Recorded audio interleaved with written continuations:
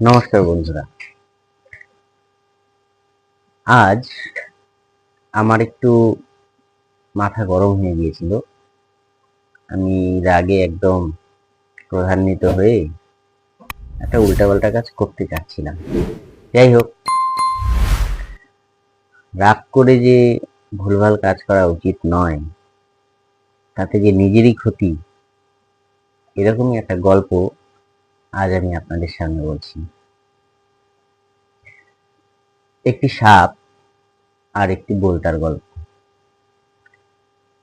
একদা একটি সাপ রাস্তা দিয়ে যাচ্ছিল।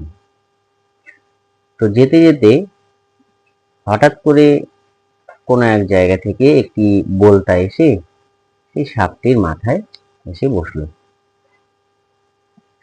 বসার পর অনবরত সাপটিকে কামড় দিচ্ছিল। সে কোনো মতেই সেই বোলতাটিকে ছাড়াতে পারছিল না। এদিক ওদিক দিক বিদিক জ্ঞান শূন্য হয়ে সে নানাভাবে চেষ্টা করছিল সেই বোলতাটাকে তার মাথার থেকে সরানো, কিন্তু সে কোনোভাবেই সেই বোলতাটাকে সরাতে পারছিল না। এতে সাপটি ভীষণ ক্রুদ্ধ হয়ে যায়। রাগান্বিত হয়ে সেই সাপটি আর কোনো উপায় না দেখে বোলতাটিকে মারার পরিকল্পনা করে। তো কিভাবে মারা যাবে বোলতাটাকে? এখন কোনোভাবেই তো মারতে পারছে না। সে রাস্তা দিয়ে যেহেতু যাচ্ছিল, তো সেই রাস্তাতেই সেই সময় একটি গাড়ি এসেছিল। সে প্রচন্ড ক্রোধান্বিত হয়ে সেই গাড়ির চাকার নিচেই তার মাথাটিকে দিয়ে দেয়।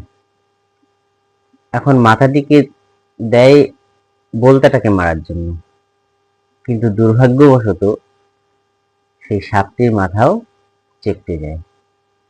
তাতে কি হয়? তাতে বোলতাটা তো অবশ্যই মারা যায়, কিন্তু তার সাথে সে নিজেও মারা যায়। তো ক্রোধান্বিত হয়ে কখনো লাভ নেই। সবসময় মনে রাখতে হবে, রাগের মধ্যেই অনেক ক্ষতির সম্ভাবনা থাকে। যত বেশি রাগ করবেন, তত নিজেরই বেশি ক্ষতি হবে। তো নিজের রাগকে কন্ট্রোল রাখার চেষ্টা করতে হবে। ধন্যবাদ। ভালো থাকুন, সুস্থ থাকুন এবং অবশ্যই আমার চ্যানেলটিকে সাবস্ক্রাইব করে আমার পাশে থাকুন এবং এরকম নানান রকম গল্প শুনতে থাকুন।